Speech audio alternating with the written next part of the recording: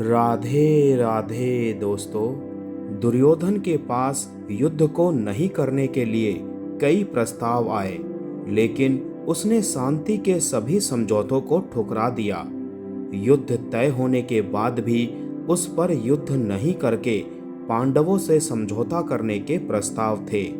युद्ध में भारी जनहानि होने के बाद भी उसके पास मौका था कि वो शांति समझौता करके बाकी सभी की जान बचा ले। लेकिन जिद्दी दुर्योधन तो किसी भी कीमत पर पीछे नहीं हटना चाहता था, क्योंकि उसे यह लगता था कि अंत में जीत उसी की सेना की होगी। लेकिन जब ऐसा नहीं हो पाया तो अंत में उसने श्री कृष्ण को 3 उंगलियां दिखाकर कुछ कहना चाहा। कथा में आगे बढ़ने से पहले दोस्तों, मेरा आप सभी से अनुरोध है, मेरे चैनल को सब्सक्राइब करके बेल आइकन को जरूर प्रेस कर दीजिएगा। तो चलिए कथा को शुरू करते हैं दोस्तों। महाभारत युद्ध के अंत के बाद भीम ने दुर्योधन की जंघा उतार दी थी।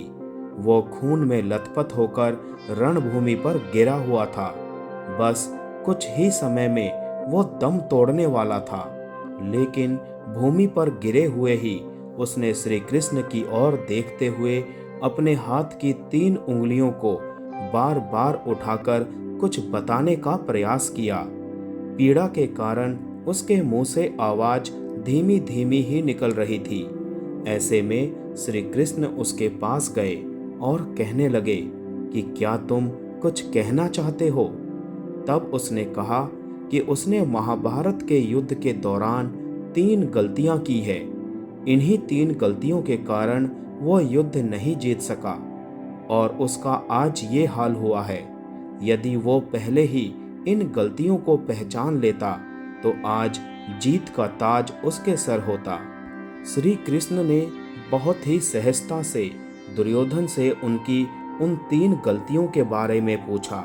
तो दुर्योधन ने बताया, पहली गलती ये थी कि उसने स्वयं नारायण के स्थान पर उनकी नारायणी सेना को चुना।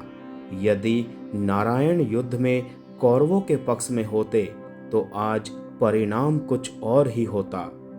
दूसरी गलती उसने यह बताई कि अपनी माता के लाख कहने पर भी वो उनके सामने पेड़ के पत्तों से बना लंगोट पहनकर गया। यदि वो नग्नावस्था में जाता तो आज उसे कोई भी योद्धा परास्त नहीं कर सकता था। तीसरी और अंतिम गलती उसने की थी वो थी युद्ध में आखिर में जाने की भूल। यदि वो पहले ही युद्ध में चला जाता तो कई बातों को समझ सकता था और शायद उसके भाई और मित्रों की जान बच जाती। श्री कृष्ण ने विनम्रता से दुर्योधन की ये सारी बातें सुनी। फिर उन्होंने उससे कहा, तुम्हारी हार का मुख्य कारण तुम्हारा अधर्मी व्यवहार और अपनी ही कुलवधू का वस्त्र हरण करवाना था। तुमने खुद अपने कर्मों से अपना भाग्य लिखा। श्री कृष्ण के कहने का तात्पर्य यह था कि तुम अपनी इन 3 गलतियों के कारण नहीं हारे, बल्कि तुम अधर्मी हो, इसीलिए हारे।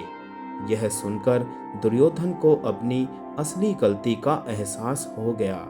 जय श्री कृष्ण।